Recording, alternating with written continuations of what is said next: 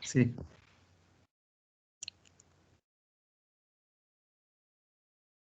Bien, buenos días nuevamente. Hoy, 8 de julio, pues vamos a continuar con la clase de sistemas de agricultura protegida.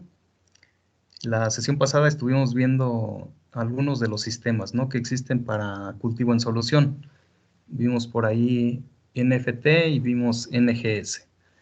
La idea hoy es ver algo de aeroponía, algo de forraje verde, y si terminamos alcanzar a ver algo de sustratos, ¿no?, que les decía que al menos ahí van a estar dos sesiones completas para ese tema. Entonces, pues voy a subir entonces la presentación.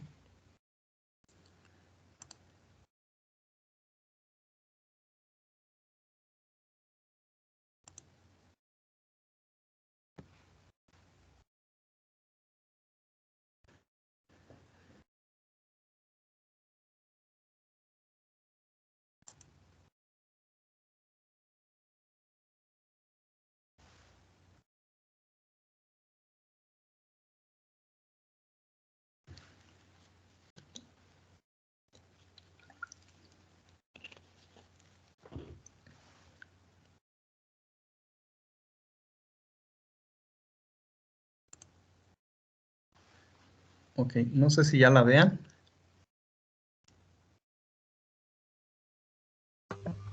Ya, pues. Ok. Bueno, de las técnicas de cultivo en solución, la aeroponía no está tan difundida comercialmente, como que no ha funcionado muy bien. En este caso, salvo una excepción, la vamos a ver, un ejemplo donde, digamos, comercialmente se está aplicando. En este caso, les decía, también parte de contenedores cerrados, también es un sistema cerrado en el cual se recicla la solución nutritiva.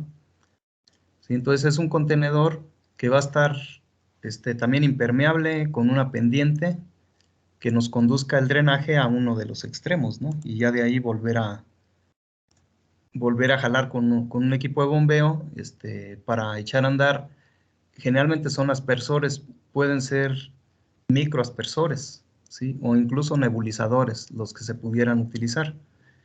La desventaja de los nebulizadores es que requieren de mejor calidad del agua. Con una basurita se tapan muy fácilmente, ¿no? Entonces, normalmente se utilizan microaspersores.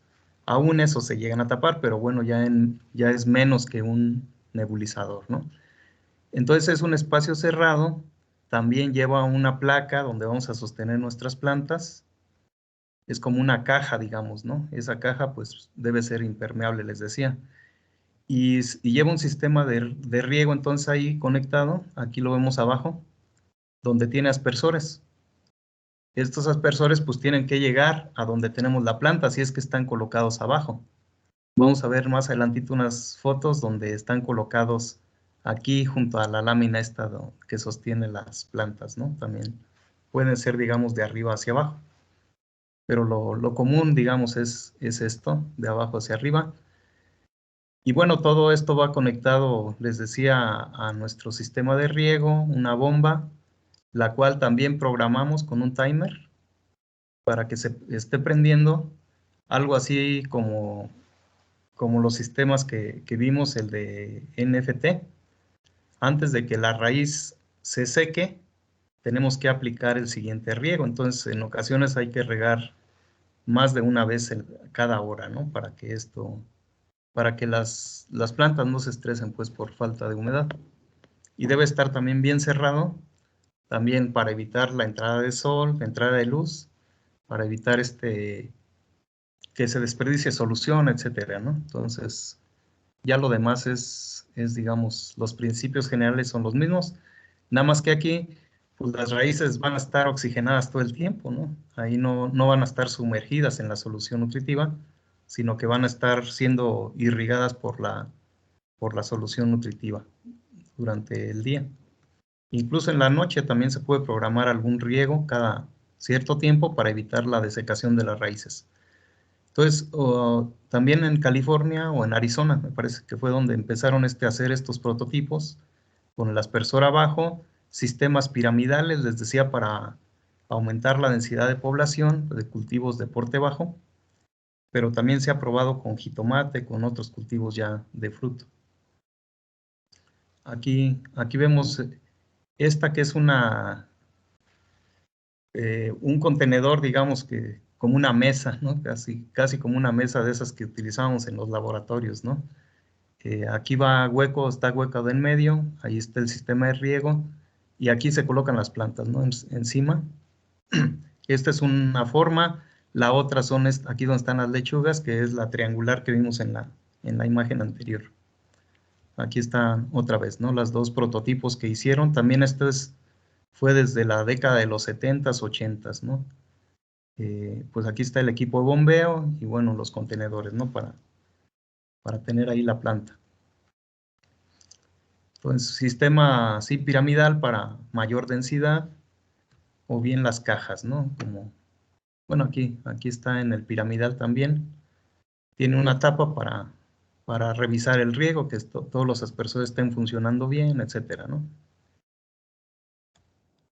Y ahí vemos trabajando los aspersores, no se alcanza a apreciar muy bien. ¿Sí? Pero bueno, el desarrollo de las raíces, pues también, al estar libres, pues van a crecer libremente, no van a tener problemas de oxigenación, al contrario, ¿no? Aquí el problema sería a veces la falta de humedad, entonces tenemos que programar bien los riegos dependiendo de nuestro cultivo para que no se sequen las raíces, que todo el tiempo estén con la humedad necesaria. Sí, aquí vemos ahora sí los aspersores. En aquellos años pues todavía la tubería era galvanizada, tubería metálica, y aquí están los aspersores. ¿Sí? Entonces ven, aquí hay unos ganchitos que sostienen la tubería para que esté equilibrada, digamos, que no esté abajo en contacto con la solución. Entonces habría que diseñar, ¿no? ese sistema de riego. Ahora pues ya son tuberías de PVC mucho más ligeras, ya que no tienen tanto peso, ¿no? Como estas que existían antes. Y aquí vemos el aspersor. ¿Sí? Entonces se activa un aspersor, tiene que regarse todas las raíces, entonces la separación entre aspersores pues está en función del agua que puedan distribuir, la distancia o el radio que emita, ¿no? de riego. Bueno, aquí es ahí mismo, es producción de donas bajo invernadero, no se crean, es un sustrato ahí con medias, ¿no? Ok, bueno, aquí está otra imagen con lechuga, y bueno, ahí hicieron pues sus prototipos, si ven no son muy grandes, o sea, todo esto era experimental, ¿no? Sin embargo, ya a nivel comercial empezó a tener esto un poco de éxito, digamos, o relativamente funcionó bien para la producción de mini tubérculos de papa. Si recuerdan, bueno, las papas tienen muchos problemas sobre todo de virus y de fitóptora, ¿no? Son ese hongo o muchos virus que llegan a atacar este cultivo. Entonces, para garantizar la sanidad del cultivo, generalmente se establecen cultivos de tejidos, o sea, las empresas que tienen una certificación, digamos, para asegurar que la planta que venden o que la semilla que venden tiene la calidad suficiente, lo hacen en cultivo de tejidos, ¿no? Entonces ahí se aseguran de que van libres de virus. Después, esas plantitas que salen de cultivo de tejidos las llevan a acondicionamiento en invernadero, y todas las condiciones controladas, pues para evitar la diseminación de alguna de estas enfermedades. Entonces, usando, digamos, esa planta, ¿sí? Proveniente de esas áreas, entonces se empezó a probar aquí en este sistema, debido a que, bueno, las papas pues forman su tubérculo en la raíz, ¿no? Entonces dijeron, bueno, si la raíz no tiene un sustrato, si está libre, puede ser que funcione bien aquí este sistema.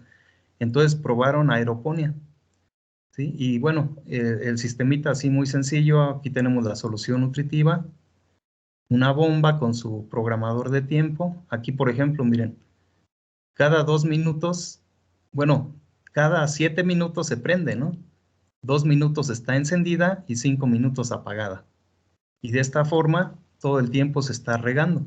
Les decía, para evitar que haya desecación en las raíces, ¿no? Para evitar el estrés. También el contenedor debe tener una pendiente, pues para que por gravedad se recicle la solución nutritiva. El contenedor, esta propuesta es con cajas, con contenedores rectangulares.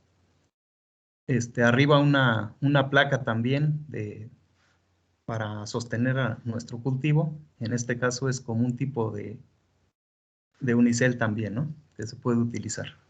Y bueno, aquí el sistema de riego va pegado a donde está el unicel con los aspersores hacia abajo, separados 60 centímetros. Entonces ya este es un diseñito, ¿no? Que les funcionó para este caso. Y ya lo compararon, por ejemplo, con un sistema convencional, usando macetas, ¿sí? Y usando macetas digamos, de unas 14 pulgadas, digamos, de unos 8 litros, ¿no? De volumen, 8, 10 litros, 12 litros. Y sacaban entre 5 y 10 tubérculos. Y la otra forma fue con hidroponía, en NFT, ya sacaron más tubérculos, ¿sí? De 25 a 30, ¿sí? Ya triplicaron la cantidad que salían en el sistema convencional, donde había un sustrato en la maceta, ¿no? Y ahí ya extraían las papas. En NFT, ahí tuvo que haber sido una canaleta, pues, para esto, entonces como que no es tan práctico, ¿no? Y en la aeroponía, vean, obtuvieron de 50 a 70 tubérculos pequeños, ¿sí? Y llegaron a tener de 80 a 100, bueno, en variedades mejoradas, ¿no? Estos 50 o 70, y en variedades nativas de 80 a 100, que son mucho más prolíferas en cuestión de tubérculos, ¿no? Pero son tubérculos pequeños, no son tubérculos tan grandes como los que consumimos, ¿no? Pero para semilla no hay problema. La semilla puede ser un tubérculo pequeñito que va a tener de todas maneras varias yemas, y de cada yema puede emerger una planta, ¿no? De hecho, pues cuando brotan, si brota más de una, en ocasiones hay que hacer ese raleo, ¿no? Bueno, aquí están. Esos contenedores son como de, ¿qué material será? ¿Cómo se le llama esto? Tabla roca, ¿no? Para construirlos, digamos, de una manera sencilla, con tabla roca y madera, y luego cubiertos de polietileno negro, ¿sí? Y bueno, ya ahí estaban haciendo la producción. Y vean los aspersores con mini aspersores para los riegos. Y ya se trasplanta la varita esta, ya con un poco de raíces, vean. Sí, ya después el desarrollo de las raíces, pues ya va creciendo, ¿no? Pero es, digamos, un trasplante de planta que está libre de virus, libre de enfermedades. 42 días después se colocan en los contenedores, ¿no? Después de la siembra. Y bueno, tú los puedes hacer germinar en sustrato, digamos, lo que viene del laboratorio, ¿no? O lo podemos también tener así, en plántula, directamente del laboratorio de cultivo de tejidos. Y bueno, empiezan a desarrollar las raíces. Sí, ahí vemos en un invernadero ya plantas ya en su etapa final, digamos, y otras que apenas recién inician. Los contenedores no son muy grandes. Sí, ahí está, ¿no? La planta, obviamente, para la parte aérea tenemos que sujetarla. Entonces aquí pusieron esta tubería con alambres, y ahí van sujetas las plantas. También para evitar ya cuando empiezan a crecer los tubérculos, pues también se pueden caer hacia abajo, entonces hay que sujetarlas de alguna manera con anillos o de alguna forma para que no se vaya el peso hacia abajo.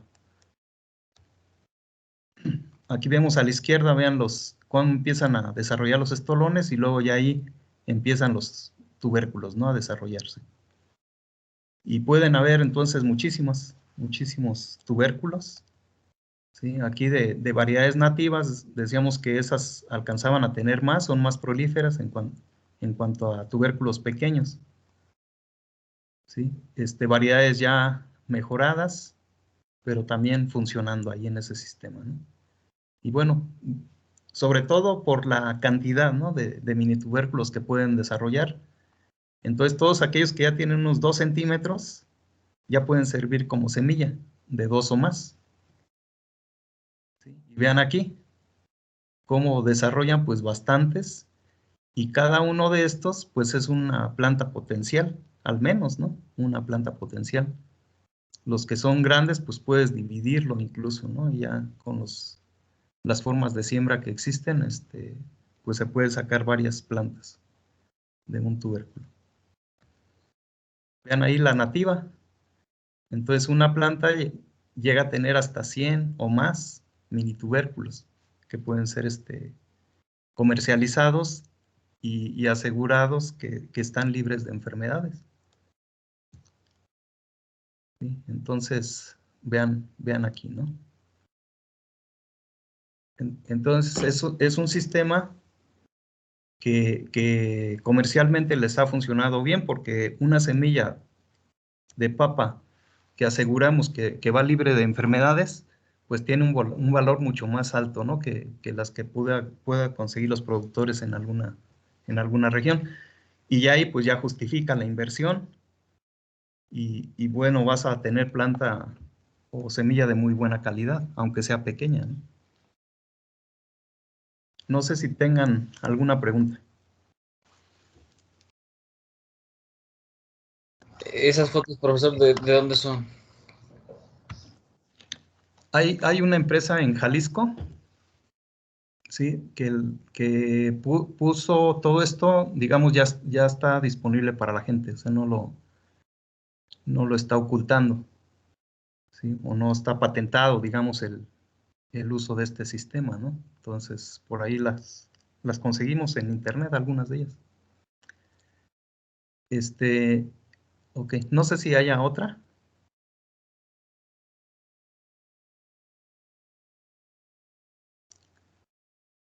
Bueno, Profe, en este sí, dígame. sistema, si tenemos una falla de electricidad o algo así, ¿perderíamos plantas porque se desecan las raíces o hay Sí, alguna alternativa para evitar este problema? sí, para casi todos los sistemas hidropónicos, ya si tienes una inversión muy alta, debes de tener una bomba de combustión, ¿sí? Para cuando se te va la luz, porque imagínate aquí con 2 horas que no haya humedad, pues puedes perder toda la producción, ¿sí? Y si es una inversión ya muy alta, pues no te conviene, ¿no? Entonces sale más barato tener una planta de reserva. Incluso algunas empresas tienen plantas de luz, ¿no?, de reserva. Se va la luz, empieza a funcionar la planta de reserva y ya no se suspenden los riegos. Para productores pequeños sería entonces de esta forma: tener una sustitución de tu planta o de tu bomba eléctrica por una de combustión, y tener siempre gasolina o diésel, ¿no?, para echarlo a andar. Sí, las inversiones son muy altas, pues, como para no pensar en algo así, ¿no? Y sobre todo aquí en México, que no sabemos en qué momento se va la luz. Y a veces tarda un día o dos, ¿no?, en regresar. Entonces sí es necesario, ¿no?, tener equipos de emergencia para esto. Gracias, profe. Nada, ¿algún otro comentario? Bueno, si no, les decía, estos sistemas que hemos visto hasta ahorita, pues los comerciales, digamos, que más se utilizan es el NFT. Después cultivo en balsa y NGS, digamos, como secundarios, ¿no?, en cuestión de uso.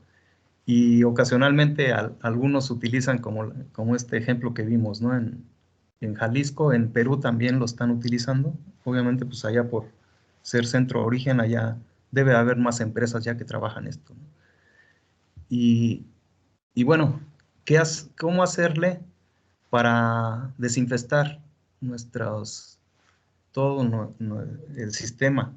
¿sí? Una vez que terminan los cultivos, porque no podemos hacerlo con el cultivo en puerta, ¿no? Porque generalmente los productos que están permitidos para desinfestar son a base de hipocloritos, son a base de peróxido de hidrógeno, o por ahí algún otro compuesto, ¿no? ¿Sí? Entonces aquí nosotros tenemos que hacer limpieza. En caso de que no tengamos los sistemas esos como los que vimos de radiación ultravioleta o de calor o el de ozono, ¿no? Entonces tendríamos que estar haciendo estas aplicaciones. Entonces se recomiendan, por ejemplo, el uso de hipoclorito de sodio o de calcio, ¿sí? Donde tengamos 5 partes por millón máximo de cloro libre. Sí, bueno, eso pues es muy poquita, o sea, la concentración es poca, ¿no? Sulfato de cobre también se puede utilizar, permanganato de potasio a estas concentraciones de 1 a 5 miligramos por litro durante periodos cortos de tiempo. Entonces, hacemos circular nuestra solución con nuestra agua con estas concentraciones de alguno de estos productos. La hacemos circular y con eso vamos garantizando que se vaya limpiando, ¿no? Nuestro sistema. También cuando quitamos la planta, pues ahí también vamos a procurar quitar los residuos de planta y todo eso para evitar que vaya alguna posible enfermedad ahí, ¿no? Aunque como les decía, generalmente los cultivos se van muy limpios. Aquí yo las experiencias que he tenido en estos sistemas son, aunque son con lechuga, que sale muy rápido, si no, me ha tocado ver en jitomate, por ejemplo, que ya es un poco más tardado, pero, por ejemplo, en lechuga, de lo que a lo personal que he hecho, pues nunca he tenido problemas de enfermedades. Entonces, simplemente cuando sale el cultivo, desinfectamos bien las tinas o lo que utilizamos, lo lavamos con detergente y luego lo limpiamos con cloro y ya lo podemos utilizar la siguiente vez, ¿no? Y aquí vienen las cantidades, pues, de cloro que se pueden utilizar, ¿no? Hay otros productos como peróxido de hidrógeno, ¿sí? Donde utilizas de 20 a 40 mililitros por metro cúbico, ¿no? Y esto también lo puedes estar aplicando a través de tu sistema de riego, una vez que ya no tienes planta, ¿no? Entonces, esas serían las sugerencias, ¿no? Para el manejo o la desinfestación de este tipo de sistemas. Bueno, ¿cuáles van a ser de las principales ventajas de estos sistemas que vimos? Va a ser el ahorro de agua y de fertilizantes.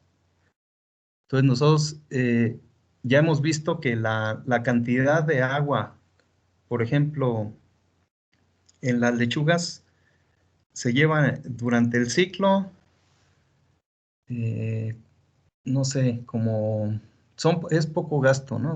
Una planta, no me he puesto a sacar los cálculos, ¿sí? Pero, por ejemplo, he utilizado contenedores de 20 litros y ahí pongo 3 plantas.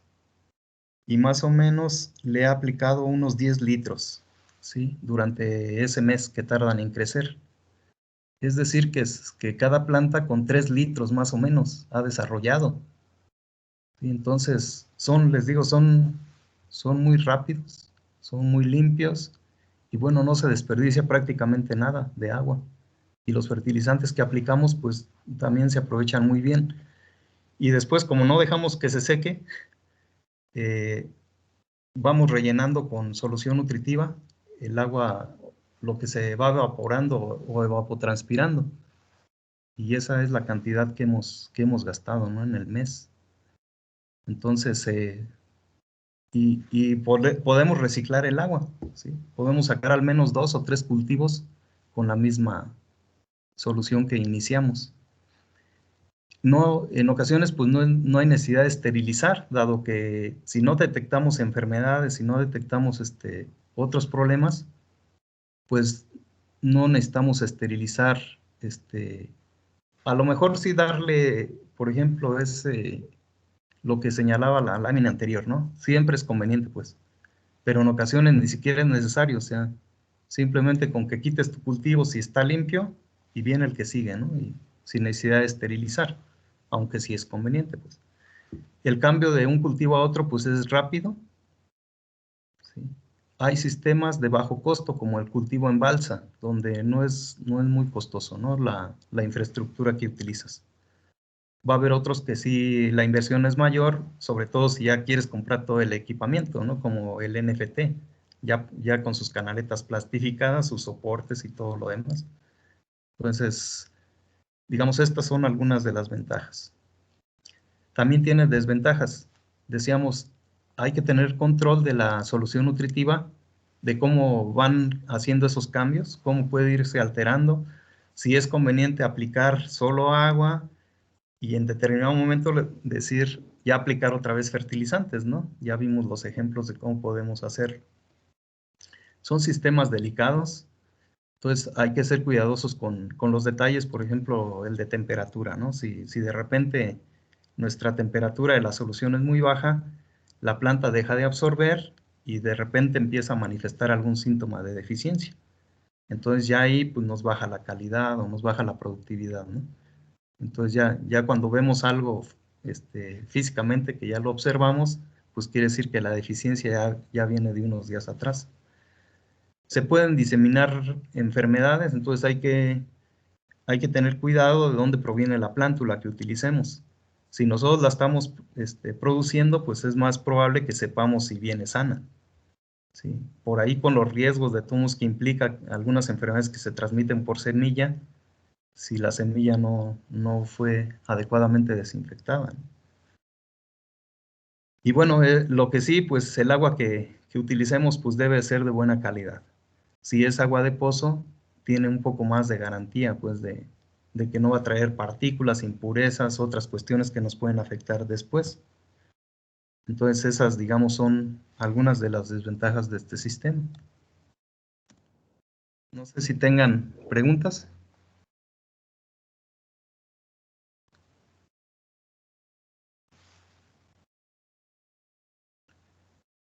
Bueno, Profe, dígame.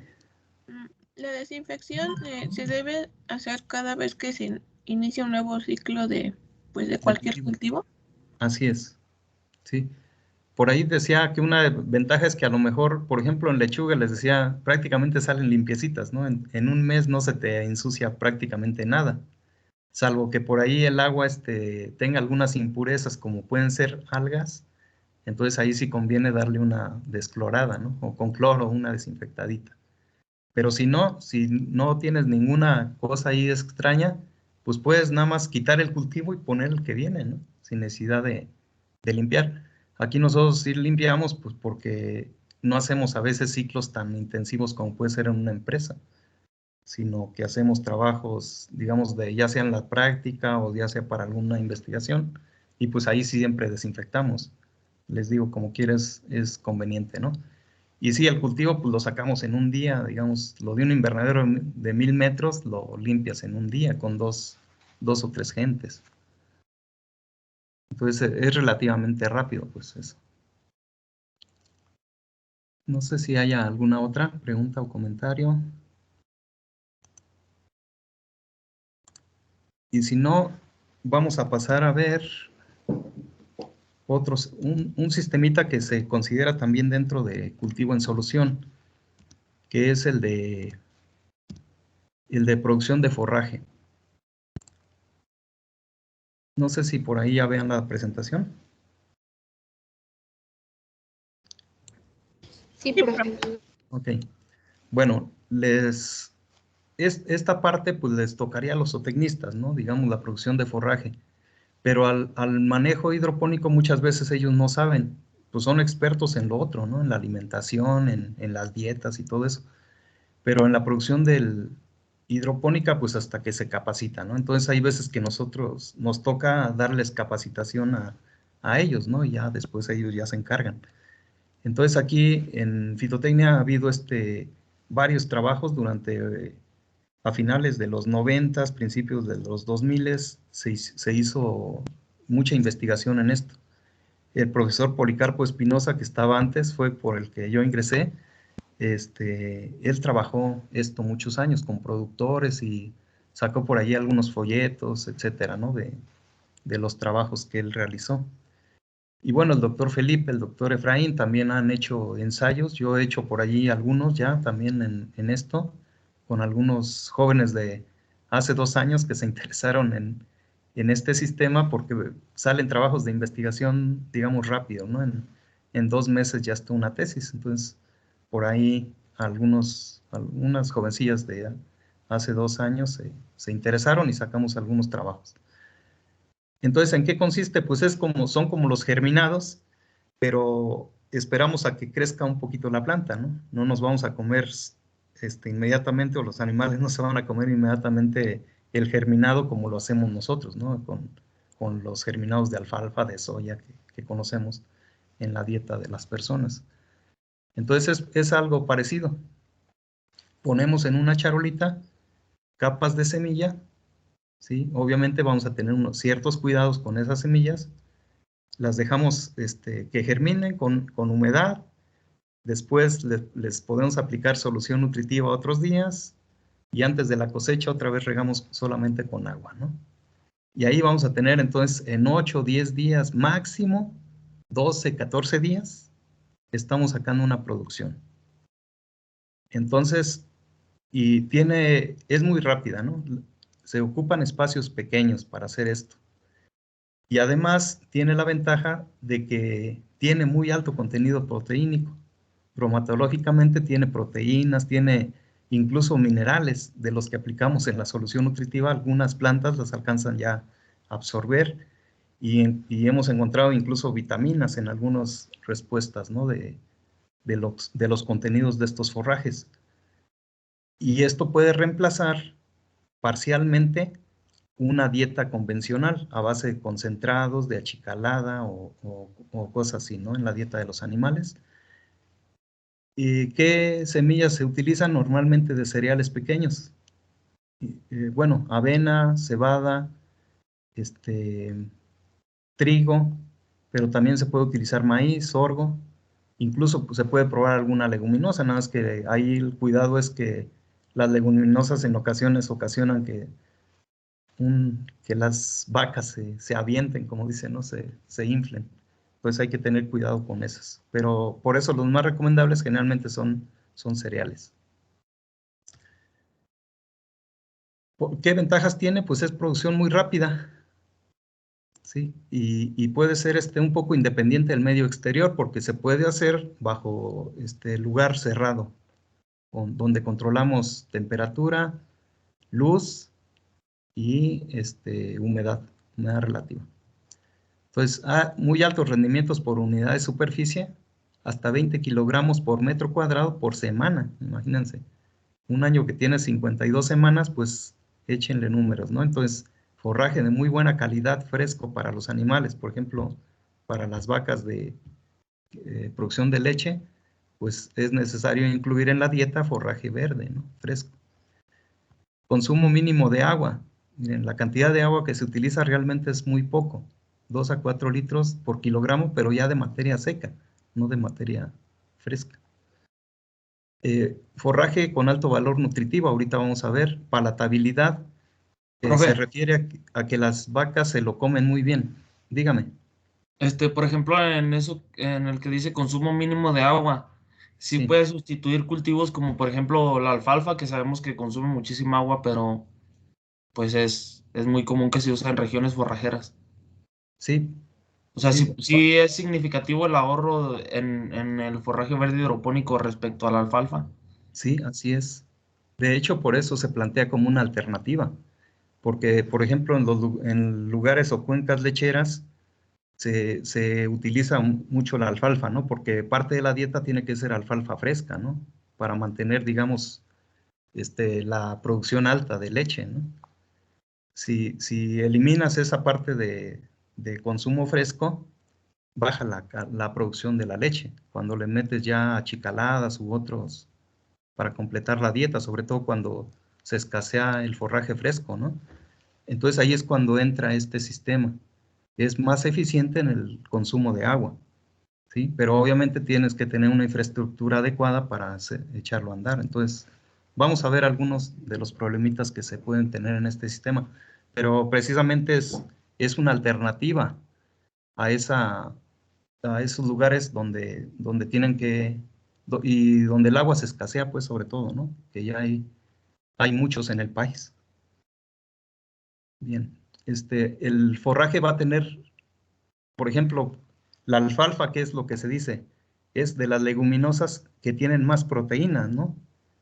Y que son digeribles para los animales. Pues, ¿qué creen?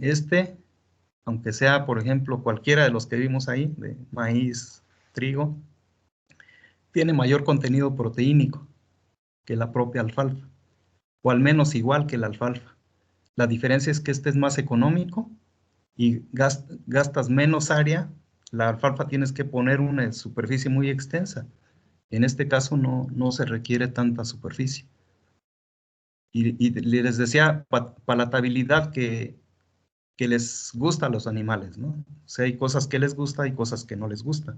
Darle una paja de algún cereal y pues no le va a gustar que si le das una alfalfa fresca, ¿no? Por ejemplo. Entonces, esto va a tener muy alta palatabilidad. Y limpieza, pues va a ser en función de la calidad de forraje que estés obteniendo. Ahorita vamos a ver que sí hay ciertos detalles que por ahí nos pueden afectar. Es una técnica relativamente fácil de aprender. Sin embargo, en muchas ocasiones no podemos controlar al 100% la temperatura, la humedad relativa dentro de los espacios donde estamos haciendo la producción. Y eso nos lleva a algunos problemas, sobre todo de hongos, ¿sí? Y bueno, la técnica aparentemente es fácil, pero ya cuando te enfrentas a problemas como una temperatura alta que no puedes bajar dentro de un invernadero o mucha humedad dentro de una cámara cerrada, dices, ah, caray, como que no es tan fácil, ¿sí? Entonces, aparentemente es fácil, pero no es así, ¿no? Y bueno, es más económica, otra ventaja, es más económica que la alimentación convencional. Se puede alimentar a distintas especies, desde aves, o sea, puedes alimentar pollos, puedes alimentar conejos, puedes alimentar borregos, cerdos, vacas o toros. O sea, para muchas especies ha funcionado. Y bueno, la otra es que utilizas áreas no tan grandes, pues algo muy común en nuestro país, ya al principio lo veíamos, ¿no? Que la superficie por ejidatario, por comunero, cada vez es más reducida, ¿no? ¿Dónde es conveniente o dónde es factible utilizar este tipo de sistemas?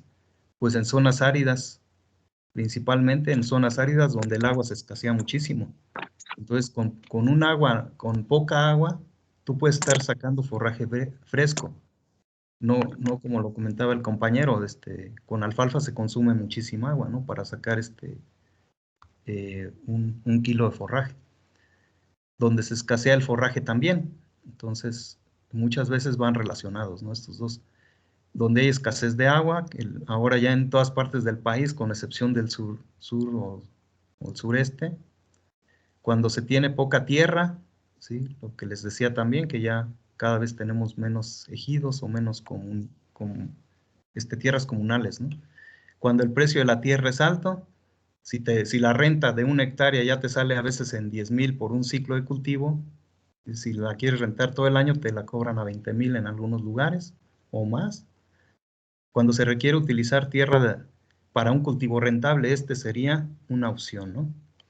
Donde el desgaste de los animales es muy grande, ¿sí? En muchos lugares sacan a pastar a los animales, los tienen en su casa en la noche y al otro día va una persona, en ocasiones nos toca a nosotros, cuando éramos niños, a sacarlas a pastar, ¿no? Como 1 hora de distancia, a buscar donde hay un poquito de pastito del que va saliendo ya con las lluvias. Entonces, te las llevas las vacas flacas y allá engordan un poco, toman agua, ya vienen gorditas y ya cuando regresan a casa ya están igual de flacas que como te las llevaste, ¿no? Y eso es real. Entonces hay mucho desgaste de los animales. Entonces en esos casos, en lugar de llevarlas, pues mejor ahí las tienes y ahí les das el forraje. Donde se requiere usar tierra en agricultura rentable, ¿no? Lo que ya señalábamos que la agricultura protegida pues es una opción para en espacios no tan grandes, ¿no?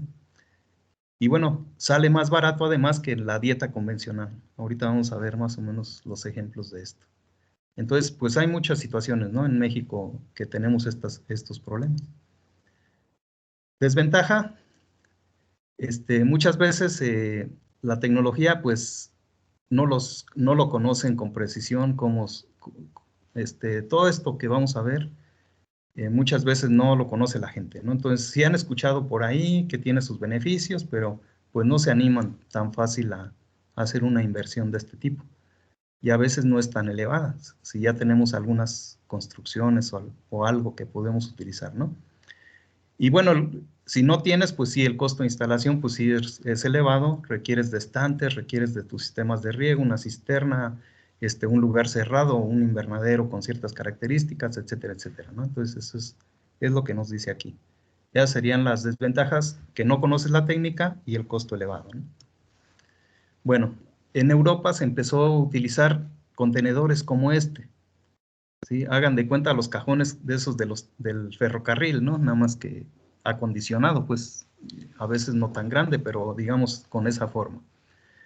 Entonces, aquí tiene un sistemita de control climático, ¿sí? Tiene sus ventiladores, sus extractores, adentro vas a tener cierta humedad, cierta temperatura, que puedes tú más o menos controlar, ¿no? Con esto. Entonces, este es un contenedor fabricado en Bélgica, ¿sí? Y en la región donde se utiliza, Arano, es en España. Ahí está por dentro. Entonces, adentro de ese cajón ponemos 2 hileras de estantes recargados en las paredes, dejando un pasillo central para manejo, ¿no? Estos estantes generalmente son 6, ¿sí? 6 niveles. En cada nivel lleva barras para proporcionar luz, ¿sí? Dado que es un área cerrada, pues no penetra la luz del sol. Entonces hay que iluminar artificialmente. Charolas, más o menos de 30 a 40 centímetros de ancho por 60 de largo, ¿sí? Con una pendiente.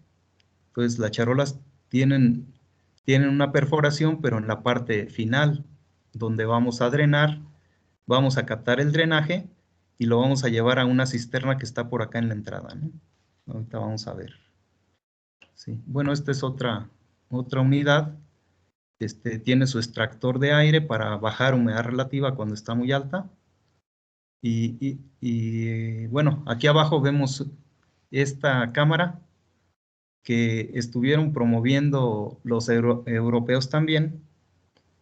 Y aquí en México se trajeron algunas piezas en la década de los 70, me parece que fue. Y les pusieron ruedas de tal forma que las traían en el barco y después aquí tenían como este remolque para transportarlas ya por tierra. Entonces, en Chihuahua, a través de apoyo del gobierno, se compraron varios de estos equipos, ¿sí? Con pues ya toda la infraestructura por dentro, ¿no? Este es por dentro. Y los empezaron a echar a andar, pero muchas veces no funciona si no se conoce cómo se hace el proceso, ¿no? Entonces, esa es, digamos, la desventaja, pero bueno, tienen esa posibilidad, ¿no? De que sean móviles, los puedas tú incluso rentar. Aquí vemos entonces esa unidad móvil también. Aquí en la entrada, bueno, aquí en la parte de abajo está la cisterna. Lo conveniente es que tengas 2 cisternas, una con agua y otra con la solución nutritiva. Ahorita vamos a ver el por qué. Y bueno, aquí, por ejemplo, las charolas de abajo tienen la siembra, semilla recién sembrada, y acá arriba ya está casi listas para cosecha, ¿no? Algunas de estas. Esto se tarda una semana, ¿no? En llegar a cosecha. Y ahí vemos otra toma de la cisternita, por ahí debe de estar conectado con los drenajes, ¿no? Que vienen de cada estante. Y para el sistema de riego, también es con tubería, y en cada estante tienen microaspersores, o sea, el sistema original era a base de microaspersores. Pues ya echas a andar el riego, el agua escurre por las charolitas, la captas y la regresas a la cisterna, ¿no? Ese es en lo que consiste. Aquí se ha probado, también ya dijeron, bueno, ¿por qué no en un invernadero? Con ciertas restricciones. Aquí, por ejemplo, se recomienda que la radiación pues, no sea muy alta, porque se han hecho estudios para ver qué cantidad es la luz que se tiene que proporcionar, y resulta que con 1000 luxes es suficiente para que crezca el forraje, así como lo vimos ahí, con 1000 luxes. Les diré que en un día soleado aquí tenemos 90,000 luxes, ¿sí? Y si te vas a Chihuahua o a aquellas regiones, tenemos 120,000 luxes en un día, ¿no? Entonces, sería excesiva para las plantas. Obviamente, como hay estantes, pues no todas van a recibir la misma cantidad. Entonces, hay que poner una malla, ¿sí? De por sí ya el plástico nos va a difundir la luz, nos va a provocar sombra, y si le ponemos otra malla encima, entonces tenemos radiaciones pues ya no tan altas, ¿no? Y de esa forma se puede estar haciendo producción adentro. En un invernadero, si ven ahí, pues ha de ser como de 7 metros por unos 15 metros de largo, ¿no? Entonces son invernaderos no muy grandes, ¿sí? Aquí tenemos otro, un pasillo al centro, un estante de cada lado, o pueden ser un estante en medio con 2 pasillos también, ¿no? Dependiendo de lo ancho del invernadero. Aquí hay nada más 1, 2, 3, 4 niveles, ¿sí? Porque aquí no estamos proporcionando iluminación artificial. Si lo estuviéramos haciendo, igual podemos meterle más niveles, ¿no? Sobre todo para los de abajo. Acá los de arriba pues no van a necesitar. Entonces, todo esto, también la distancia entre niveles, pues aquí tiene que ser mayor para que penetre la luz, ¿no? Al no poner luz artificial. Y bueno, el sistema de riego, otra vez microaspersores, pero colocados arriba, de arriba hacia abajo. Entonces aquí riegan, humedecen estas charolitas, y si se dan cuenta, pues aquí sí hay desperdicio un poco de agua o de solución, porque el aspersor es muy difícil que nos riegue exactamente nada más arriba de la charola, entonces hay parte que se desperdicia. Entonces puedes colocar las charolas un poco escalonadas, ¿sí? Para que la de abajo también se aproveche el riego, ¿no? De la que pudiera escurrir de arriba. Y si vemos el pasillo, pues también está un poco húmedo, ¿no? Debido a esa situación. Entonces, en ocasiones, pues no puedes controlar al 100% lo que cae de agua. No lo vas a regresar todo, ¿no? Pero bueno, ya lo echas a funcionar. Vamos a ahorita ver cómo es la técnica. Tienes tu charolita, les decía 8 o 10 días, máximo 12 días, tenemos que estar cosechando. ¿Y qué es lo que se cosecha? Pues todo lo que hay ahí, ¿sí? Entonces, aquí, por ejemplo, se está cortando todo esto se forma como un colchón. Tú retiras el forraje, lo puedes jalar así todo, y ya lo puedes picar con un machete o dárselos a los animales así, ¿no? Aquí se lo están picando un poco con la mano, separando los trozos. Y ya les digo, 8 o 10 días ya está eso. ¿Qué ventajas tiene en cuestiones de nutrición? Aquí, allá mismo en España, presentan esta información. Por ejemplo, si tú utilizaras esa misma semilla que vas a cultivar en el forraje, tendría 9% de proteína cruda, y esa semilla. Ya transformada a forraje verde hidropónico, tiene 15.4. Es decir, que te aumentó aquí 6%. ¿A qué se debe eso? Porque acuérdense que las semillas va a tener ahí proteínas, va a tener en sus cotiledones, va a tener suficiente energía para desarrollar una planta, ¿no? En las primeras etapas.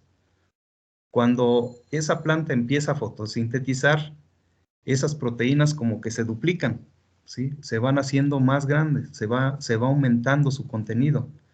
Si dejamos que la planta desarrolle completa, por ejemplo, un maíz, ese contenido proteínico, a medida que la planta crece, se va diluyendo. Pero cuando está chiquita, está concentrada. Y por eso es que los valores son más altos, ¿sí? Y si ven grasas crudas, también aumenta un poco. Fibras, aumenta muchísimo, porque el forraje contiene mucha fibra. Y precisamente por esta situación, no puedes sustituir por completo la dieta, porque si no, entonces al dar tanta fibra, las vacas se van a aflojar o los animales, ¿no? Y van a estar haciendo aguado todo el tiempo. Entonces ahí puedes reemplazar. ¿Qué tanto? Se recomienda del 30 hasta un 50% máximo la dieta convencional. Es decir, no puedes suspender los granos que le das o los concentrados que les das al 100%. ¿Sí? Entonces tienes que seguir todavía trabajando las dos cosas, ¿no? Pero bueno, aquí las ventajas es de que vamos a ver que es más económico y tiene estas características. ¿Sí? Más fibra, más proteína, incluso más ceniza, carbohidratos se mantienen, calorías aumentan, incluso algunos minerales, vean, calcio aumenta, en la semilla no tiene prácticamente, y aquí ya tiene un poquito. El fósforo se mantiene, vitamina A, aquí no tenía y aquí sí. ¿Sí? Y la humedad, bueno, también, digamos, se mantiene, ¿no? Entonces, por esas situaciones, pues es por lo que se promueve su uso, ¿no? Más datos en Colombia. Esta empresa también muchos años trabajando con forraje verde. Y Profe, también ¿cuánto ellos dijo que se tienen, puede reemplazar la dieta? ¿cómo? ¿Cuánto dijo que se puede reemplazar la De dieta? un ¿Cuánto? 30 hasta máximo un 50%. Ok, gracias. ¿Sí? Entonces va a depender de otras cuestiones, ¿no? A lo mejor ahí sí, yo no soy experto, ahí sí habría que ver con un zootecnista, ¿no? Cómo hacer esa situación.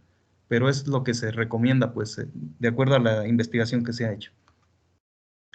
Entonces, materia seca, proteína, digestibilidad, o sea, muchas cosas se mejoran. Vitaminas, veíamos que pueden haber un poco de vitaminas y en la semilla, ¿no? Minerales, se han detectado entonces de todo, ¿no? De todo lo que una planta puede absorber, pues ahí va a haber de esos minerales que también le van a ayudar a la planta, ¿no? A sus procesos metabólicos. ¿Sí? Entonces, ahí también en Colombia, esta empresa, entonces, hizo la comparación y otra vez en los parámetros, ¿no? Casi en todos, o se mantiene o es mejor el forraje verde. ¿Sí? Aquí hicieron, por ejemplo, comparado con un concentrado, un concentrado que es pues a base de algún alimento, de algún cereal o varios cereales, que le dan un proceso y ya te lo venden ya en forma de churritos, algo así, ¿no? Ya incluso le agregan a veces vitaminas para enriquecerlo y otras cosas, pero es muy costoso. Entonces aquí, por ejemplo, comparado con el concentrado, vean, energía nos da hasta un poco más. ¿Sí? Ya no se diga con el heno, que sería un forraje deshidratado, o con la paja, que sería residuos, ¿no? Quitamos, por ejemplo, la avena, le quitamos la espiga, nos llevamos el grano y ya se queda nada más la paja, ¿no? Entonces, esos tienen menos contenido.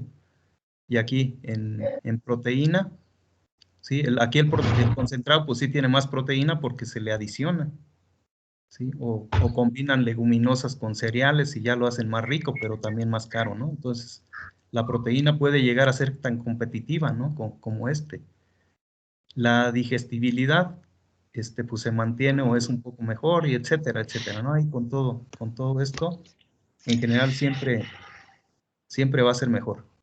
Pero vean aquí, el costo por cada kilogramo, ¿sí? Aquí 13.50. Producir un kilogramo de forraje, 13.50. El kilogramo del concentrado, 80 pesos. Allá también creo son pesos en Colombia, ¿no? Entonces, nada que ver, ¿sí? En cuanto a costo. Solamente es comparable con las achicaladas, ¿no? Que sería el heno, ¿vale? Y con la paja, pues es mucho más barata la paja, pero bueno, casi no tiene de lo demás, ¿no? Entonces se ha demostrado que no nada más las proteínas, sino otros compuestos, ¿no? Que se mejoran.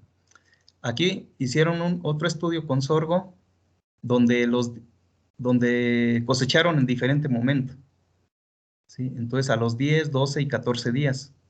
Y vean, encontraron que a los 10 días tenía mayor contenido proteínico.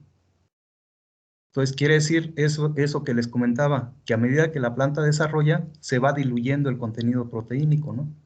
Y aquí ya bajó a los 12, 14 días. Habría que ver a los 8 días. A lo mejor a los 8 días está igual o un poco mayor que este 15, ¿no? Entonces, por eso es la investigación, para ver cuál es el momento preciso para una condición ambiental, para un cultivo en particular. Entonces, se puede hacer también trabajo en ese sentido, ¿no? Y bueno, más datos. Para alimentación de vacas, se suministran de 12 a 18 kilogramos de forraje verde repartido en 2 raciones, a la hora de las ordeñas, por ejemplo. Y se suprime otros complementos, como los concentrados. ¿Sí? Entonces, parte de los concentrados los sustituyes con esto, no el total, ¿no? Ya les decía hasta cuánto. Y con esto vas a tener la misma cantidad de proteínas o incluso más de lo que le estabas dando en tu dieta. Cerdos, esa fue para vacas, ¿no? En cerdos, dosis de 2 hasta 6 kilos diarios de forraje verde. Estas dosis reemplazan la ración de concentrado de un 20 hasta un 50%, siendo el óptimo alrededor de 30. Se usa en los periodos de crecimiento y ceba de 16 hasta 90 kilogramos de peso del animal, es decir, casi desde el destete, ¿no? hasta que ya están listos para la venta. En conejos, de 300 a 500 gramos diarios, ¿sí? Y bueno, aquí hay que tener cuidado porque en ocasiones el forraje puede tener nitrógeno, sobre todo cuando estamos aplicando solución nutritiva. Entonces, si el forraje en ocasiones lo damos muy húmedo, eso puede ocasionar timpanismo en algunas especies. Entonces, hay que tener cuidado. Entonces, se retira la fertilización nitrogenada o toda la fertilización 2 o 3 días antes de la cosecha para evitar este problema, ¿no? Entonces, aquí lo que comentaba, ¿no? Con relación a la alfalfa. Por cada kilogramo de forraje hidropónico, ¿sí? Por cada kilogramo, reemplaza a 3 kilogramos de alfalfa fresca, ¿sí? Y entonces de 16 a 18 kilogramos de forraje son suficientes para alimentar a una vaca lechera en producción, ¿vale? Cuidando, obviamente, también las otras cosas, ¿no? No darle puro forraje. Pero bueno, tiene esas ventajas. Entonces, más proteínas, más barato, y esto pues te va a generar que el animal desarrolle más peso en menos tiempo, además. Bueno, aquí dice, en un ensayo con forraje, frente a un forraje tradicional como grano y heno, 60 vacas solamente se les proporcionó forraje verde, incrementaron la producción en 10.7, ¿sí? Sobre las que tuvieron la dieta tradicional, ¿sí? Además, produjo más mantequilla la leche, por ejemplo. ¿Por qué? Porque desarrolló un poco más de grasa, ¿no? Entonces, otras ventajas que pudiera adicionarse. En México, en esta empresa empezaron a desarrollar este sistema, ¿sí? En un establo colectivo, era como una cooperativa. ¿Sí? Ellos construyeron instalaciones ex profeso para producir su forraje verde, con toda esta información generada en otros lados, ¿no? Ahí pues le pusieron su nombre a la empresa, entonces hicieron su instalación. Charolas, les decía, generalmente estas tienen de 10, 12 centímetros de altura, no son muy altas. Ahí están los estantes, ¿no? 2, 4, 6 estantes, me parece, todos con sus lámparas. La luz que se proporcionaba antes era luz fluorescente, ¿sí? En barras de este tipo. Ahora pues ya se puede utilizar con luz LED, que es mucho más económica. Y ahí vemos, van las barras en cada estante, las charolas con esa inclinación, aquí en el centro va el sistema de drenaje, ya va un tubo ahí, o una canaleta que va a regresar la solución a la cisterna, ¿no? Y bueno, ya después de 8 o 10 días, ahí está el forraje ya listo. Y les decía, se desprende, se va todo. Como son de plástico estas charolas, pues sale todo, así muy fácil. Y de aquí o lo puedes picar o se lo das incluso así a los animales. Por ejemplo, a las gallinas, para evitar que las hagas correr, pues las puedes poner a que hagan ejercicio ahí picando el forraje ¿no? Entonces es algo que puede ser benéfico también para ellos. El colchón es la raíz, ¿sí? Toda la raíz. Aquí dentro de la raíz también puede haber semillas de las que no germinan, pues esas también se van, ¿no? Y también van a ser útiles para la alimentación. Aquí ven, el colchoncito no es muy grueso. Quiere decir que las capas de semilla que pusieron no son muchas. ¿Sí? Entonces también aquí, por ejemplo, el Doc Felipe ha hecho trabajos para ver cuántos kilogramos por metro cuadrado de semillas se tienen que poner. Entonces se ha visto que si pones, digamos, 10, 12 capas de semilla, varias de ellas a lo mejor no emergen, sobre todo si no tienes buen drenaje. Y ahí nada más van a invivir y no van a producir forraje, pero bueno, ahí va a estar la semillita ese o el granito ese también disponible para los animales. Entonces no es conveniente poner tantas capas, ¿sí? Entonces hay veces que con unas 2, 3 capas es suficiente como para desarrollarte un colchoncito así.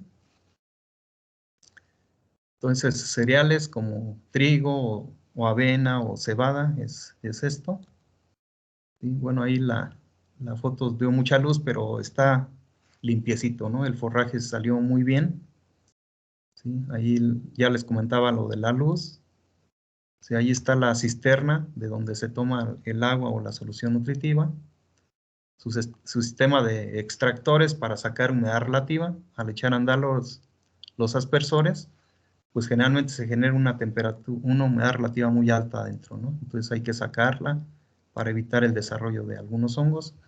Se ponen programadores, timers, para echar a andar los riegos cada vez que necesitemos. Ahí también va a depender de la planta, de qué tanto se esté desecando, digamos. Hay que evitar que se seque. Y bueno, los timers de antes ahora ya son digitales, pero estos eran antes de manuales, ¿no? Para programarlos. Los microaspersores, ¿sí? Esto entra a la manguerita. También ahora se utiliza manguera de poliducto y ya iban conectados estos. Aquí sale el agua, ¿no? En esta parte. Bueno, ahí en Morelos dijeron, bueno, ¿y si no ponemos charolas? Entonces pusieron, esto ya es en un espacio abierto, sí cubierto, pero no cerrado, no en oscuridad. Y pusieron esta malla para bajar un poco la radiación. Y aquí abajo cosieron costales de esos como de los fertilizantes, y estaban regando de alguna forma, por inundación o por microaspersión.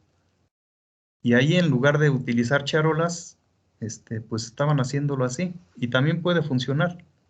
Aquí vemos pues nada más la cantidad de semilla, pues aquí aparentemente se ve mucha, ¿no? La que se está poniendo. Pero digamos, el sistema tradicional de producción, pues va a ser ¿no?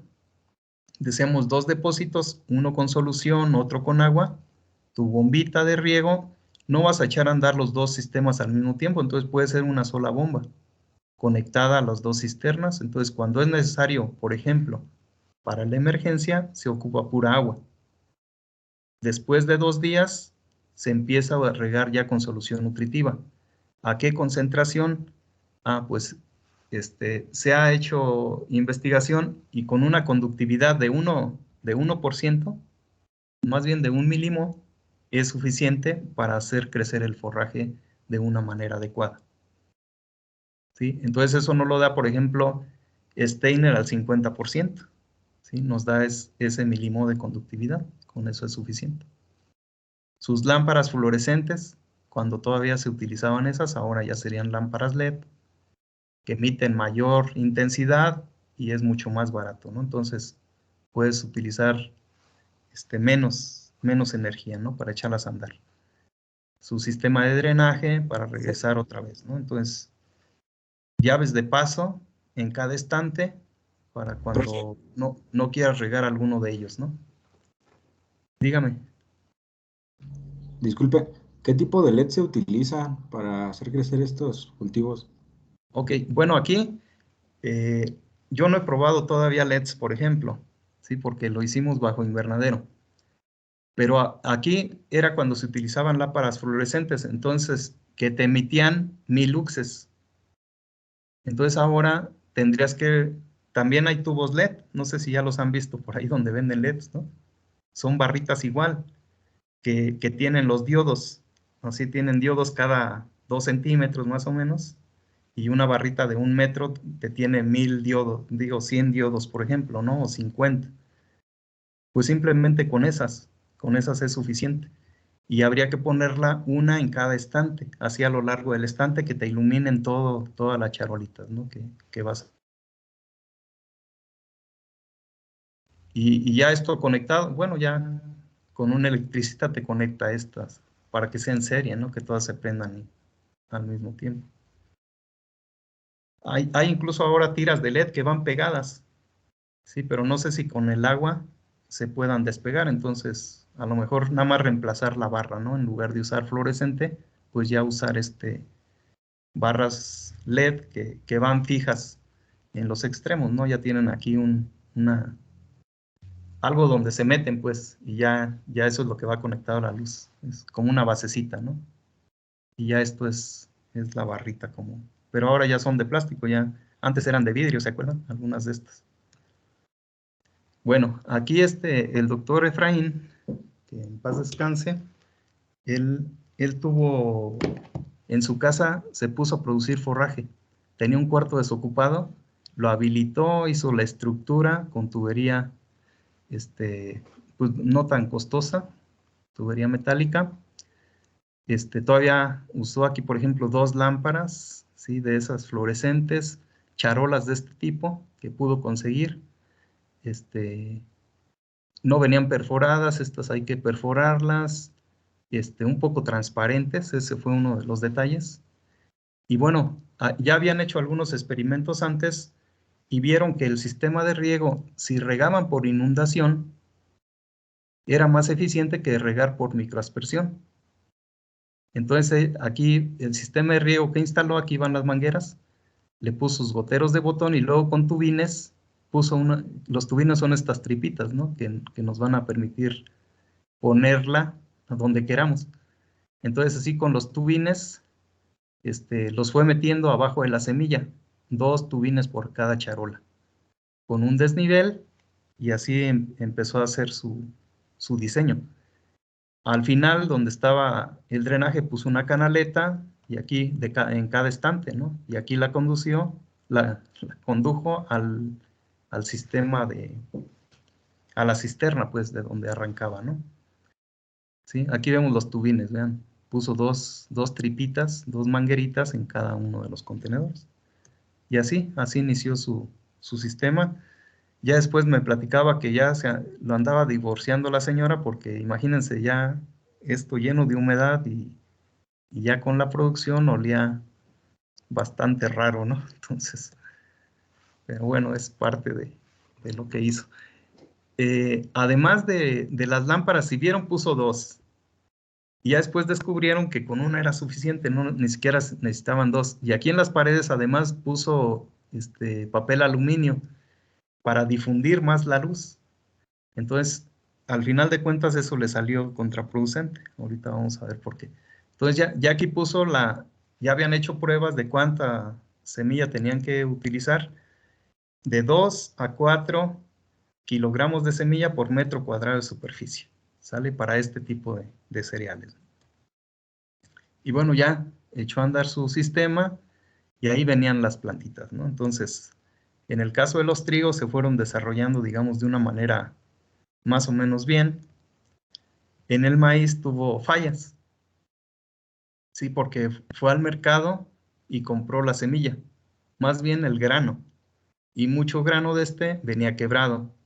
Pues cuando se le cae la puntita, por ejemplo, que es donde está cercano al embrión, en ocasiones se daña el embrión y pues ya no germina.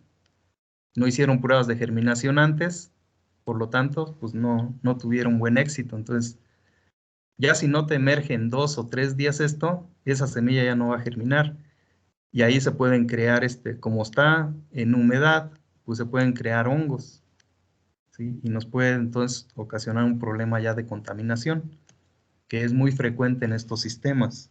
Hongos del ambiente sobre todo, ¿no? Entonces, bueno, ahí va su experimento. Les digo, los cereales pequeños no hubo problema. Ahí va desarrollando.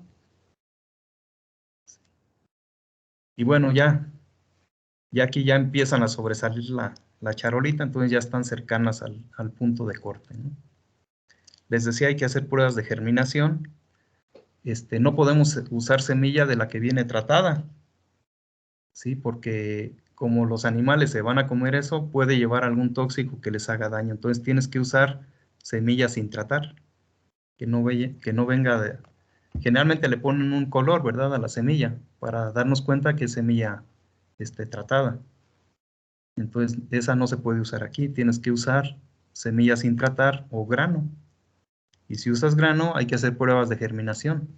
Entonces, ya cuando hicieron las pruebas, se dieron cuenta de que el maíz pues no tenía buena germinación. Y los otros cereales sí. Bueno, ahí siguió el experimento. Pero ya cuando estaba listo para cosecha, se dio cuenta de esto. Entonces, estos no son hongos, sino que son algas. El agua que estaba utilizando venía de una cisterna que estaba expuesta a la intemperie. Entonces, hay algas ahí, no tuve la precaución, y al ser una charola blanca, la luz que emitían las lámparas pasaba de abajo hacia arriba, ¿sí? Y al haber residuos en el agua que estaba utilizando de algas, pues se desarrollaron bien bonitos las algas, ¿no? Y pues ya esto, ya como que no te da confianza dárselo a un animal, pues porque a lo mejor igual y se enferma, no se sabe, ¿no? qué pueda pasar. Y entonces la recomendación es que la charola pues sea de una coloración oscura. Y él todavía puso el papel aluminio. Entonces eso le permitió reflejar más la luz y pues aumentó la cantidad de algas ahí al final. Pero bueno, por lo demás, pues salió bien. ¿Sí? Entonces, después de 2 semanas, aquí ya está pasado, ¿no? Pero les digo, es muy rápido en un espacio pequeño. Vino un productor me parece que era de Querétaro, que tenía unas instalaciones y por ahí fierro viejo, y vino a pedir asesorías y se construyeron los estantes dentro de esa casa o de esas bodegas que tenía, ¿no? Se instaló el sistema de riego, ¿sí? Su cisterna aquí abajo, ¿sí? Su equipo de iluminación, su sistema eléctrico, ¿sí? Bueno, aquí se ven las basecitas esas donde entran los tubos o las lámparas, ¿no? Las LED también así tiene algo como esto. ¿Sí? Y bueno, se diseñó y ahí la llevaban bien. Ya estaba casi listo para cosecha, o ya listo para cosecha. Y pues aparentemente todo iba bien. Sí, ahí está otra imagen, ahí está el doctor Efraín. ¿Sí? Y bueno, andaban ellos como asesores, ¿no? De ese productor. Ahí el doctor Felipe, cuando estaba más chavo. Y bueno, ya aquí el cultivo ya estaba listo, ¿no? Para cosechar. Pusieron, afuera tenían un techito, afuera de la construcción. Sobró un poco de material de madera y dijo el doctor Felipe, bueno, pongan vamos a probar aquí afuera, donde no le daba el sol directo. Y aquí afuera, pues le daba el viento, ¿sí? Pusieron también aquí su sistema de riego, todo, ¿no? Igual que allá. Y aquí afuera, vean cómo se desarrolló muy bonito, ¿sí? Entonces, el forraje fue de buena calidad. Entonces ya de ahí surgió la idea, bueno, ¿por qué no hacerlo esto nada más en un tejado? En algo donde no haya no se concentre la humedad, que ese es uno de los problemas que tiene este sistema de producción. Porque vean los que sacaron adentro. ¿Sí? Aquí adentro se llegan a producir hongos del ambiente. ¿Cuáles son los hongos? Rhizopus, Aspergillus y Penicillium. Esos en cualquier lado va a haber, ¿sí? Aunque desinfectes y todo lo que quieras. Cuando tienen humedad y temperatura, se desarrollan. Y pues son condiciones que las encontraron aquí y vean. Entonces aquí, pues este forraje, pues si no se quiso dar el de las algas a los animales, pues menos, ¿no? Entonces, pero bueno, vas ganando experiencia, tienes que hacer un mejor control de esas condiciones. Y esto es muy frecuente que suceda en los invernaderos. Cuando yo hice los ensayitos aquí con las tesistas, no se me puso así tan feo esto, pero había manchoncitos por aquí, sobre todo del lado del drenaje donde descargaba el drenaje. Como allí hay más humedad, ahí se desarrollaron un poquito más de hongos. Y Profe, aquí entre las plantas también había micelio, ¿sí? Es lo que se llega a desarrollar. Y pues ya eso ya no se lo puedes dar a los animales porque les puedes ocasionar alguna enfermedad. Dígame. ¿y no se puede hacer ningún control orgánico a base de productos que no afecten a los animales? Nosotros hicimos aplicaciones de algún fungicida, ¿sí? Allí sobre el cultivo. Sí, pero tampoco ya no se los dimos a los animales, pues nosotros el objetivo nada más era checar cómo desarrollaban dos especies bajo ciertas condiciones de manejo y era ver eso que ya se ha cuantificado, digamos, de proteínas, cómo van cambiando. Entonces queríamos cosechar en diferentes momentos para ver en qué momento era el preciso para cada especie. Ahí, bueno, utilizamos nada más avena y cebada, ¿no? En ese trabajo que hicimos con las muchachas. Ya no llegamos a la alimentación del ganado, porque ese ya es otro asunto, pues, ¿no? Ya implica otras cosas. Entonces, hicimos aplicación de fungicida, dosis la mínima recomendable, y sí se llegaron a morir los hongos, pero en cuanto pasó, yo creo, el efecto, otra vez empezaban a desarrollar, ¿sí? Entonces, no es tan fácil, ¿no? La producción. Bueno, vamos a terminar porque ya falta poquito tiempo. ¿Cuál es el proceso entonces que vamos a hacer? Primero poner a invivir la semilla, es decir, a ponerla húmeda. Conviene entonces enjuagarla, quitarle las impurezas, por ahí van a flotar los granos que estén vanos, hay que quitarlos. Sí, se le puede dar un tratamiento con cloro al 0.1% o con cal a 0.1%. Y ya, con esto vamos a evitar que haya algunos hongos que puedan venir aquí en la semilla, ¿no? Después, oxigenar el grano, dejarlo 1 hora ahí metidito en la solución y otra hora ya oxigenándose antes de ponerlo en las charolas, ¿sí? Ya después de que ya empieza a invivir la semilla, ¿no? Empieza a hincharse. En ese momento se coloca en los contenedores, en las charolas. ¿Qué tanto? 2 a 4 kilos por metro cuadrado. Nosotros aquí en el experimento con las muchachas, me parece que pusimos 3 o 4 capas de semilla, ¿no? Y pues se dio bien así, con esa cantidad que nosotros aplicamos, que era un poco más baja de 2 kilos, creo que era 1.7, 1.8, ¿no? Lo que nos dio.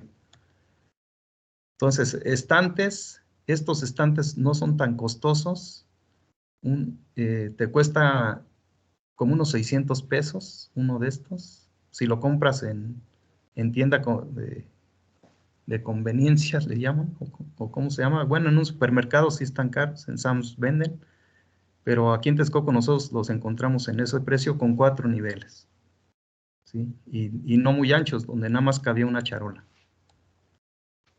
Ya contenedores de un color oscuro para evitar entonces que penetre la luz tan fácilmente. Y bueno, este trabajo lo hizo el doctor Efraín y vean ahora la calidad que sacó, ¿no? Entonces ya cuidando otros aspectos, ¿sale? Decíamos para poner allá a los animales a que hagan ejercicio de mandíbula, lo mismo se puede hacer con los pollos, ¿sí? Y bueno, comparado alimento concentrado con la parte de la raíz y la parte aérea de la planta, otra vez encontró varias características favorables, ¿no? Aquí el alimento concentrado era sorgo y soya, y pasta de soya, sorgo molido y pasta de soya. Y bueno, le ganó el forraje, ¿no? Entonces, estadísticamente, se comportó mejor el forraje en cuanto a ganancia de peso que el alimento concentrado. Cuando se le dio concentrado y pastoreo, que también les ayuda mucho a los animales, pues no hubo diferencia estadística, aunque numéricamente se ganó más peso en el forraje verde. Entonces, en ese experimento se concluyó entonces que tardaría 94, un borrego, esto fue con borregos, de 20 kilos pasa a 35 kilos en 94 días, 3 meses, ¿no? ¿Sí? Y con pasta de soya tardaría 130 días, 129 días. El costo del forraje, 16.90, el del concentrado, 23.20. Entonces, sale más rápido y es más económico, puede ser una opción, ¿no? Bueno, y aquí dice más o menos lo que equivale a producir 1 kilo de forraje y la ganancia que va teniendo de peso. Resumen. Remojar en agua los granos de cereal 1 hora sumergida, que puedes aplicarle ahí el desinfectante, o el desinfectante sería hipoclorito, 0.1% o bien cal, ¿no? Hay que eliminar los granos quebrados, o si los dejas, pues no pasa nada, se los van a comer los animales, ¿no? ¿Sí? Colocar los granos del cereal en charolas 40 por 60 más o menos, de preferencia negras. Ponemos 2 o 3 capas de semilla. ¿Cómo haces esto? Extiendes una capa, cubres bien tu charola, pesas cuánto es y luego ya lo multiplicas por 3. Y esa es la cantidad que le pones a cada charola, ¿no? Regar por subirrigación, más conveniente que por aspersión. La aspersión te va a generar mayor humedad relativa y más probabilidades de hongos. Regar 4 días con solución nutritiva. Los 2 primeros días, regar solamente con agua cada hora. Y que drene rápido, máximo 15 minutos en que ya otra vez esté, no seca, pero que esté no inundada la semilla, ¿no? A los 4 días siguientes, regar con solución nutritiva, conductividad eléctrica de 1 a 1.2 milimos. ¿Sí? Steiner, que nos da 2, pues la mitad, ¿no? Steiner al 50. Y los 2 días finales, regar con agua. Con esto eliminas algunos de los elementos que pudieran hacerle daño a los animales, como son los nitratos. ¿Sí? Evitar que des el forraje mojado. Entonces, antes de darlo no tienes que regar, y menos si es por aspersión. Y a los 8 días vas a tener forraje de 20 a 25 centímetros de altura, es el momento adecuado, ¿no? Para cosecharlo. ¿Sí? Ya les decía lo de la luz, en cada estante 1000 luxes, si es que la instalación no es al exterior. ¿Sí? Y si vas a utilizar invernadero, que tenga solamente un 50% de paso de la radiación, y que esa radiación sea difusa para que llegue a los estantes también de abajo. Tener la temperatura de 18 a 22 grados centígrados, eso es lo difícil dentro del invernadero, ¿no? Entonces aquí generalmente llegamos a temperaturas a veces hasta 40 grados, ¿no? Y a nosotros nos causaron la formación de los hongos, fue debido a que las temperaturas en promedio eran de 30 grados casi. ¿Sí? Entonces arriba de 28 grados es casi imposible que elimines esos hongos del ambiente. Entonces esto es lo importante, ¿no? Temperatura, porque la humedad relativa ahí en el área de la charola siempre va a ser muy alta. Y ya cuando desarrolla la plantita, pues más alta. Si regamos por aspersión, pues más fácil hay diseminación de estos patógenos, ¿no? ¿Sí? Y bueno, evitar emplear semilla tratada, ¿sí? Porque puede tener allí algún tóxico que le haga daño a los animales, ¿no? Entonces, bueno, este es el forraje verde hidropónico, es una alternativa, ¿sí? Y pues ahí está, ¿no? Sí, tuve que darlo muy rápido, ya no tenemos mucho tiempo.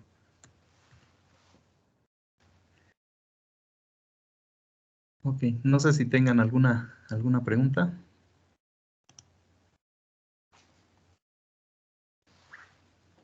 Profesor, yo tengo una pregunta. Dígame. Yo creo que es más como zootecnista.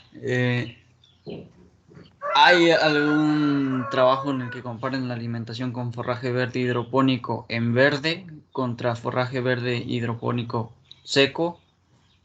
¿Existe alguna diferencia en la ganancia de peso entre los animales?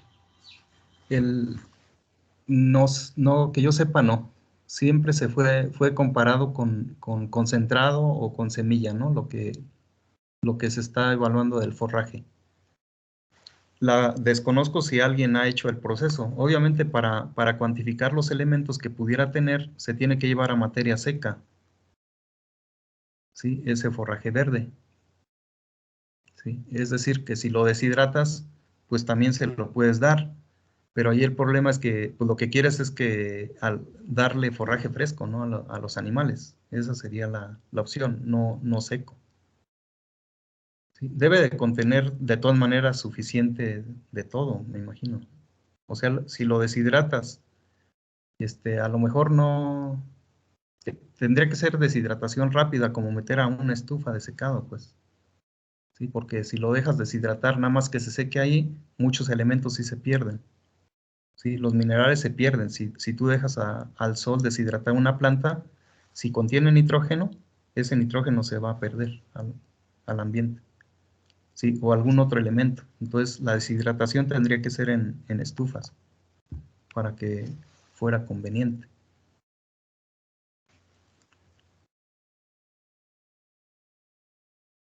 Sí, ¿alguna otra pregunta? Sí. Bueno, pues ya estamos en hora de cerrar la clase, entonces aquí lo dejaríamos. Le pediría por ahí entonces a los jefes que me comuniquen en qué momento tendríamos la asesoría para los problemas.